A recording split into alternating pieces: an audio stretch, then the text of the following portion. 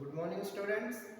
Now we are going to discuss here a very simple law in the fluid. This is called as the Stokes law, and then we are moving towards the next term, which is called as the terminal velocity, and we will derive the equation for it. So now, first of all, we see what is the statement of the Stokes law.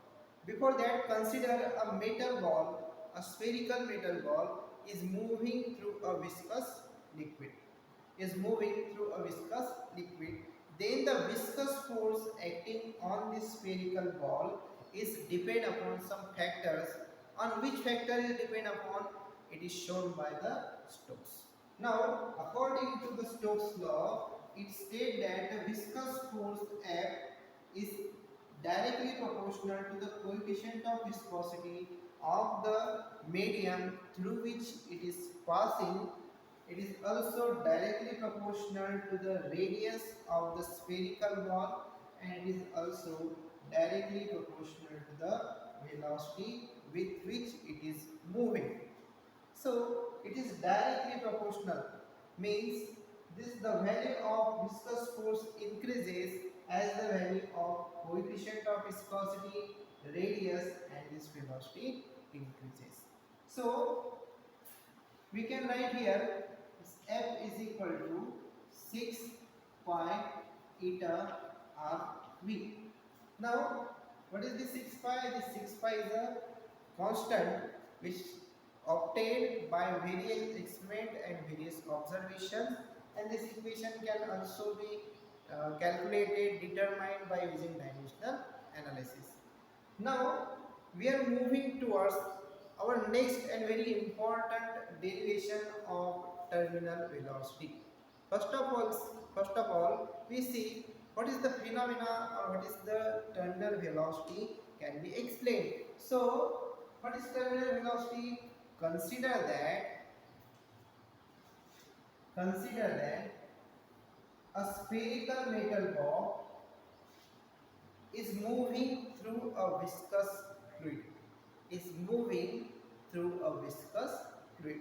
Then, what type of forces are acting on this metal ball? There are various forces acting on this. Which are the forces? First of all, we say that if the mass of this spherical ball is equal to m and the radius is equal to r, then the weight or the gravitational force acting on this is equal to Fg, which is in the downward direction.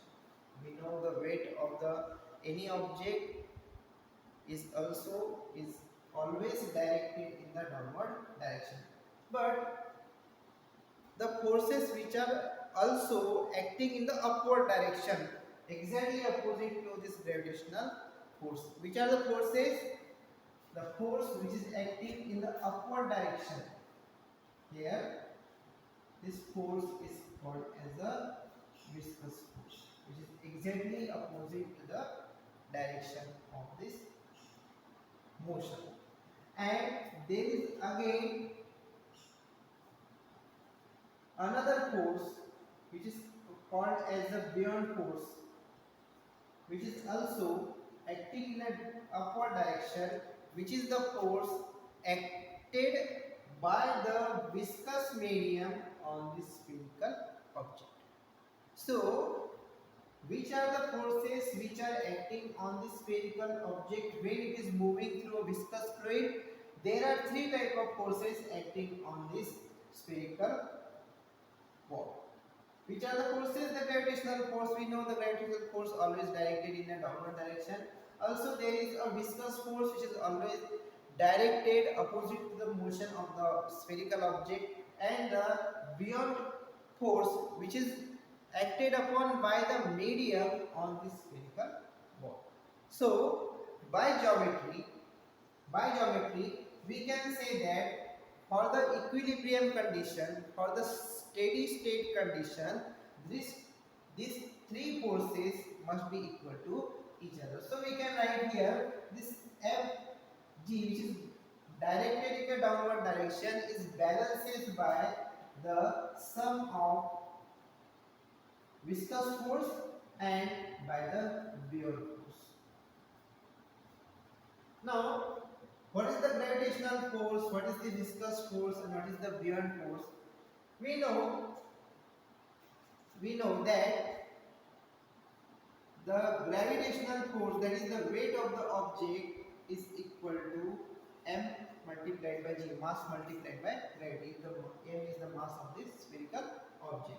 Now we can write this mass as the density multiplied by volume. Density multiplied by volume and is multiplied by g. So if this is a spherical metal ball, then what is the volume of this metal ball? The volume of this metal ball is equal to 4 by 3 pi r cube. This is rho multiplied by g.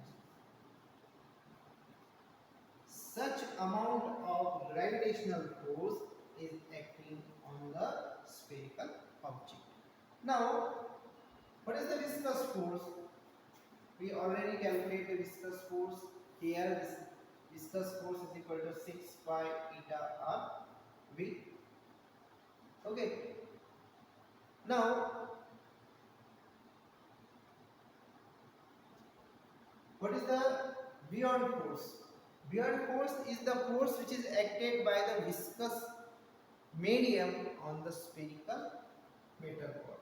So, this Buoyant force Fu is equal to 4 by 3 pi r cube sigma multiplied by g. What is sigma? Sigma is the density of the viscous medium. And here what is rho? Rho is the density of this spherical ball. Remember the difference between rho and sigma. The sigma is the density of the medium through which the metal is passing, and what is rho? Rho is the density of the metal ball itself. So if we keep these three values in this equation, we get here 4 by 3 pi r cube rho into g is equal to 6 pi eta rv plus it is 4 by 3 pi r cube sigma multiplied by. So we can write here this 6 pi eta rv is equal to 4 by 3 pi r cube is rho minus sigma multiplied by. Therefore, what is V equal to? This V is equal to 4 by 3 pi r cube into rho minus sigma into g, and is totally divided by 6 pi eta. So this pi and pi get cancelled, and here one r and one r get cancelled. This r square. So we can write it as 4 by 18 r square rho minus sigma into g, and is divided by eta. Or we can write this equation simply as v is equal to 2 by 9 r square, it is rho minus sigma into g, and is divided by eta.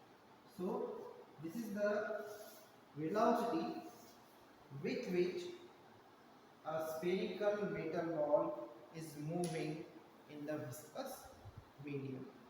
So how we can explain this terminal velocity? The terminal velocity can be explained easily. Now we see that when this spherical ball is moving under the action of gravitational force, the velocity of the spherical ball increases due to the acceleration due to gravity. Now, the velocity of the spherical ball goes on increasing as it is going in the downward direction, but as the velocity increases, the viscous force also increases, which is acting in the upward direction. So as the body is moving in the downward direction, its velocity goes on increasing due to the acceleration due to gravity. But as the velocity increases, this viscous force also increases. Though, so the velocity of this spherical ball decreases, and in the equilibrium condition, in the steady condition, the spherical ball is moving with a velocity. Such velocity is called as the terminal velocity. And here we determine, we derive the relation for the terminal velocity in the term of density of the metal ball and density of the medium. So in this way, in this lecture, we see what we discuss.